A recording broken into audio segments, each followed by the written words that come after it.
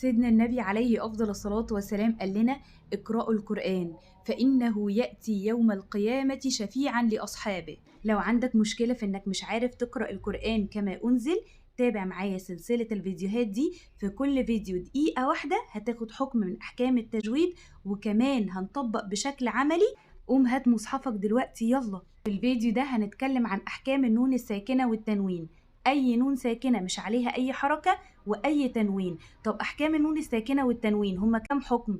هما 4 أحكام. إحنا هنتكلم النهاردة عن حكم الإظهار الحلقي. يعني إيه إظهار حلقي؟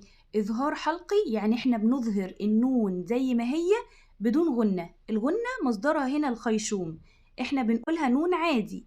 والتنوين زي ما هي برضو. هو إيه أصلا التنوين؟ هي نون زائدة، هننطقه زي ما هو بدون غنة. طيب إيه هو الحكم ده؟ بيقولك أي نون ساكنة أو أي تنوين يجي بعديهم حرف من الحروف الستة اللي أقولها لكم دلوقتي، هنظهر النون زي ما هي وهنظهر التنوين زي ما هو بدون غنة.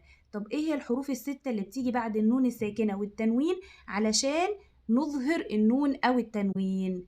الحروف الستة هي همزة، هاء، عين، حاء، غين، خاء. يلا بينا نطلع الحكم من القرآن الكريم. افتح معايا سورة الفاتحة، هتلاقي أنعمت.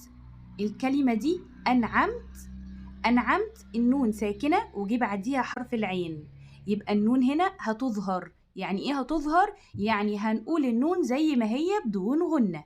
أنعمت. وده كان مثال على النون الساكنة. نيجي لمثال على التنوين.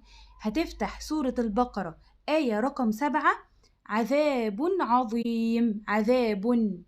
طيب التنوين هنا اللي بالضم نطقناه زي ما هو عذاب، ما قلناش ايه عذاب عظيم، لا ما عملناش هنا غنة، يبقى عذاب عظيم بس كده. ليه؟ لان جه بعد التنوين عين، حرف من الحروف الستة اللي قلنا عليهم.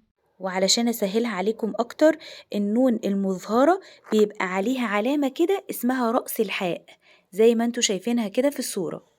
وبكده نبقى خلصنا حكم الإظهار الحلقي. مستنية من حضراتكم تقولوا لي أمثلة على حكم الإظهار الحلقي، علشان في الفيديو اللي جاي بإذن الله هقول لكم حكم جديد بإذن الله.